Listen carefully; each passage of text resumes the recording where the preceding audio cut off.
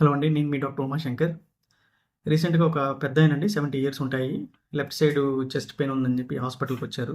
ఆ రోజు చెక్ చేస్తే ఈసీజీ కూడా నార్మల్‌గానే ఉంది.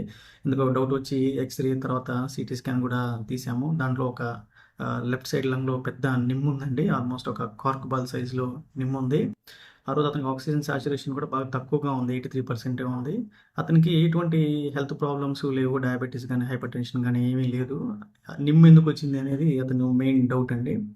జనరల్‌గా పెద్దవాళ్ళలో మిగతా వాళ్ళతో పోల్చుకుంటే ఊపిరితిత్తుల లోపల ఉండేటువంటి ఇమ్యూనిటీ రక్షణ వ్యవస్థ పూర్తిగా పనిచేయదండి. అందుకే వాళ్ళకి ఏమైనా ఇన్ఫెక్షన్ వస్తే సీరియస్ అయ్యే అవకాశాలుంటాయి. ఒకవేళ బాగా ఎక్కువగా ఉంటే కోలుకోవడానికి కూడా టైం పడుతుందండి. అందుకే చిన్న పిల్లల్లాగానే పెద్దవాళ్ళకి కూడాను వ్యాక్సినేషన్ ఇవ్వాలని రికమెండేషన్స్ ఉంటాయి. మెయిన్‌గా 2 రకాల వ్యాక్సిన్స్ అందుబాటులో ఉంటాయండి. పూర్తిగా ప్రివెంట్ చేయకపోయినా కొంతవరకు తీవ్రతని తగ్గించే అవకాశం వ్యాక్సిన్స్ వల్ల ఉంటుంది. ఈ పెద్దాయన్ని హాస్పిటల్‌లో అడ్మిట్ చేశాము. సో, యూజువల్‌గా ఇటువంటి నిమ్మున్న వాళ్ళకి కనీసం వారం, 10 రోజులు టైం పడుతుంది. ఆశ్చర్యంగా ఈయనకి మూడో రోజు, నాలుగో రోజుకే సాచురేషన్ నార్మల్ అయిపోవటం, కొంచెం చెస్ట్ పెయిన్ కూడా తగ్గటం చూసాము.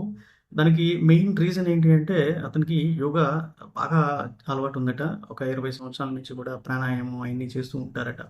సో, దానివల్ల ఫాస్ట్ రికవరీ వచ్చింది. ఓవరాల్‌గా ఒక 1 వీక్‌లోనే కోలుకొని ఫాలో అప్‌కొచ్చారండి ఆయన.